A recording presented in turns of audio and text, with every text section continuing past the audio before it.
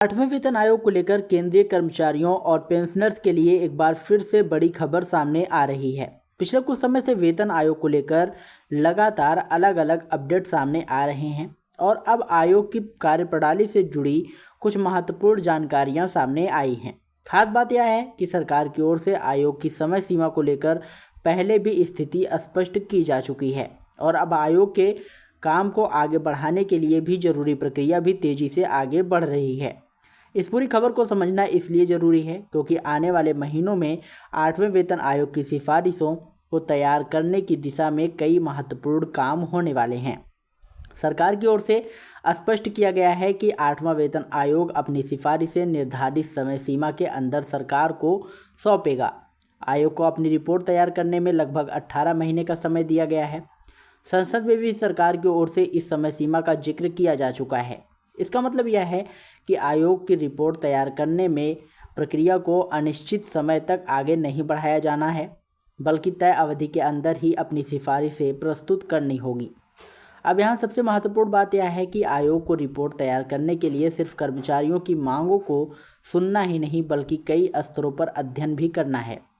केंद्रीय कर्मचारी, पेंशनर्स और कर्मचारी संगठनों और दूसरे हितधारकों से सुझाव लिए जाएंगे। मौजूदा वेतन व्यवस्था, भत्तों और पेंशन और सेवा से जुड़े अलग अलग मामलों की समीक्षा की जाएगी।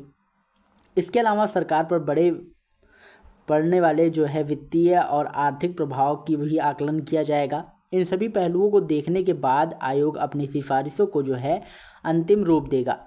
इसी काम को पूरा करने के लिए अब विशेषज्ञों की ज़रूरत भी है और इसी दिशा में कंसल्टेंट या यंग प्रोफेशनल्स की नियुक्ति की प्रक्रिया शुरू की गई है।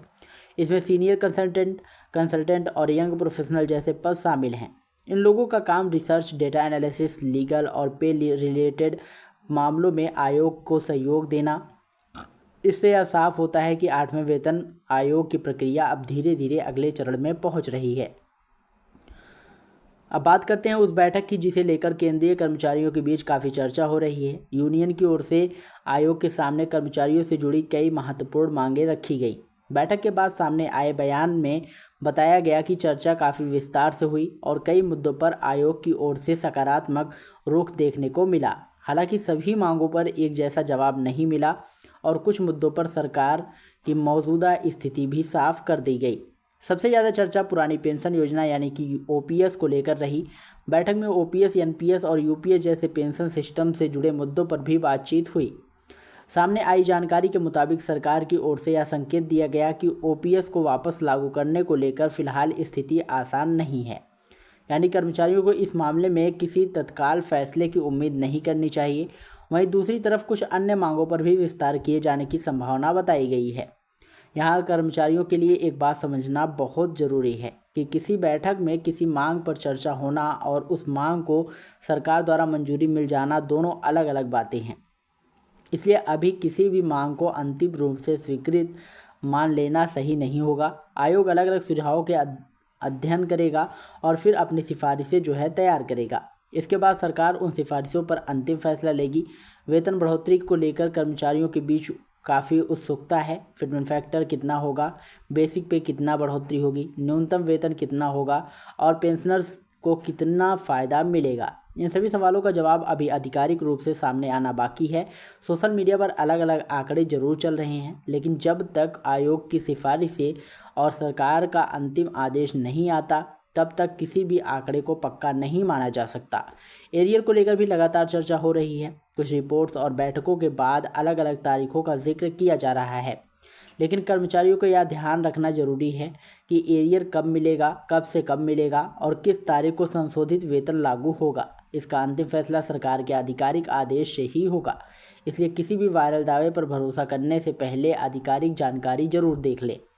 इसके लिए अलावा आपको भत्ते को लेकर महत्वपूर्ण जानकारी सामने आई है। ओवरटाइम भत्ता और दूसरे भत्तों में बदलाव का विषय वेतन आयोग की सिफारिशों से जुड़ा हुआ है।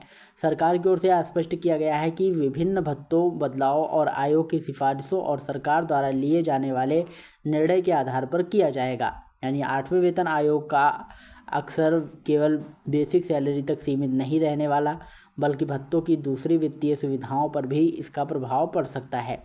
अब अगर पूरी स्थिति को एक साथ समझे तो 8वें वेतन आयोग की प्रक्रिया कई स्तर पर आगे बढ़ रही है। आयोग के निर्धारित समय के अंदर अपनी रिपोर्ट देनी है। विशेषज्ञों और कंसल्टेंट की मदद से रिसर्च का काम आगे बढ़ाया जा रहा है। कर्मचारियों और पेंशनर्स की मांगों पर चर्चा की जा रही है और संसद में भी सरकार से लगातार सवाल पूछे जा रहे हैं। इसलिए आने वाले महीने केंद्रीय कर्मचारियों के लिए काफ़ी महत्वपूर्ण रहने वाले हैं। रेलवे कर्मचारियों के लिए प्रोविडेंट फंड से जुड़ी एक जानकारी सामने आई है। दूसरे क्वार्टर यानी कि 1 जुलाई से 30 सितंबर की अवधि के लिए रेलवे प्रोविडेंट फंड 7.1% ब्याज दर की जानकारी दी गई है। इससे संबंधित आदेश जारी होने की बात भी सामने आई है। यानी सरकारी कर्मचारियों से जुड़े कई अलग अलग विषयों पर इस समय लगातार आदेश और अपडेट जारी हो रहे हैं। तो दोस्तों 8वें वेतन आयोग को लेकर इस समय सबसे बड़ी राहत और सबसे बड़ी बात यही है कि प्रक्रिया आगे बढ़ रही है और सरकार और 18 महीने का समय सीमा को लेकर स्थिति स्पष्ट की जा चुकी है। अब कर्मचारियों की नज़र आयोग की सिफारिशों पर रहेगी। आने वाले समय में फिटमेंट फैक्टर, वेतन वृद्धि भत्ते, पेंशन और एरियर को लेकर जैसे जैसे आधिकारिक जानकारी सामने आएगी, तस्वीर अपने आप जो है साफ होती नज़र आएगी। तो दोस्तों आशा करता हूँ ये जानकारी आपको पसंद आई होगी। अगर वीडियो पसंद आया तो वीडियो को लाइक करिएगा, शेयर करिएगा और यदि चैनल पर पहली बार आए हों तो चैनल को सब्सक्राइब करके बेल आइकन जरूर दबाइएगा, क्योंकि हम ऐसी महत्वपूर्ण अपडेट्स आप लोगों के लिए हम जो है ढूंढ रहे थे। ऐसी अपडेट आप लोगों के लिए मैं हमेशा लाता रहता हूँ। मिलते हैं नई वीडियो में नई अपडेट के साथ, तब तक के लिए जय हिंद, जय भारत।